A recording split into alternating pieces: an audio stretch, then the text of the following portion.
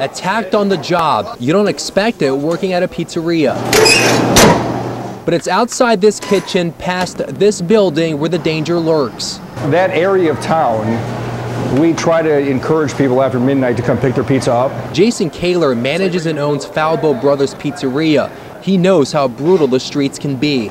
It's hard to tell people from a neighborhood you don't want to deliver them because you don't feel safe. It doesn't really seem fair. So we deliver till 3 in the morning. So I say let's not take deliveries after midnight to these streets. Kaler took us to those streets in Iowa City. These 3 buildings are horrible.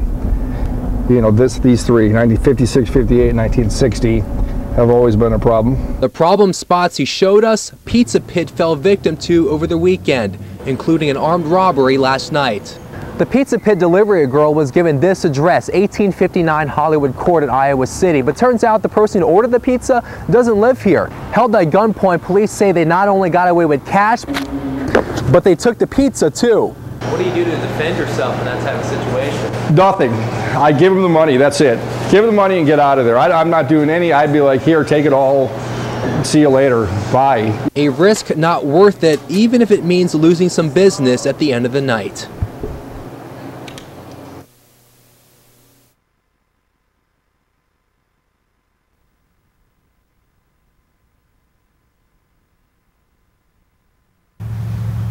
The Cedar River rising again. Oh yeah, makes you think. Tonight, the town of Finchford is on edge, fearing the worst. It's a matter of time, is what it is. The view from Dennis Wetherell's backyard isn't comforting. Does it always get this high? No. No. Just last year, this year. Once in 1990, I think. And the rest of the time, no, it hardly ever gets up even to our yard here. This is Dennis's house right here, but you can see the water is inching closer and closer to it. Usually his backyard goes past this tree line right here, but right now it's about 4 feet underwater. And it'll continue to rise. The National Weather Service predicts a major flood by Saturday. They're predicting 16 feet, flood stage is 12 feet. It just can't happen again. I mean, it's so soon. And that's why the McDaniels aren't wasting time. They came from different cities. Sandy is from Cedar Falls and has flood concerns of her own, but she's more concerned about her folks. Dad's birthday is today. He's 88. Mom will be 86 tomorrow.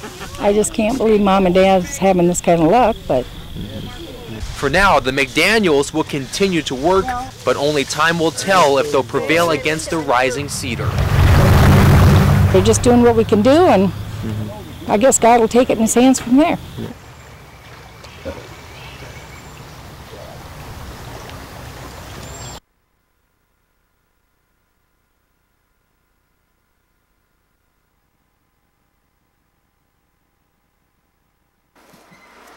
Well, I guess I've been in the farm business all my life, ever since 1963, I guess.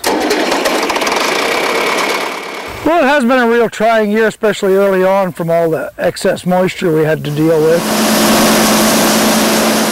Not only the rain we had all spring, but the winter that preceded it. You know, we really didn't see any bare ground till the middle of March. There were some planting delays and whatnot. This particular field, it's a little wet toward the back end. Some lower lying areas, we had some ponding.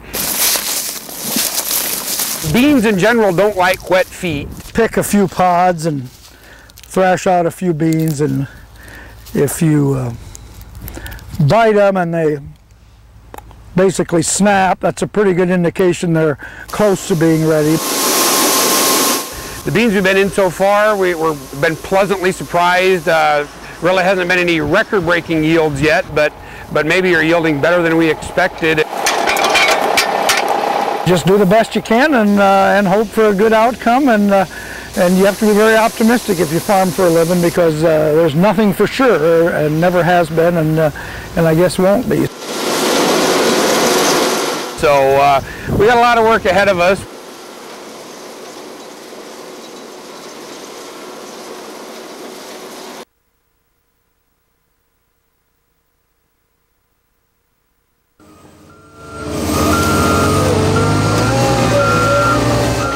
I am out here lifting bags, catching them from this guy and handing them to that guy or that woman. Reverse sandbagging, right, exactly. Getting rid of bags that looked like they held back the water for a little while, but unfortunately not long enough. The bags weigh a ton, and you just kind of start having to throw your whole body into it. Well, some of them vary. I'd say 30 to 80 pounds, depending on who filled them. Some of them feel like they about weigh as much as we do. Too slow to get out of the way and too weak to catch.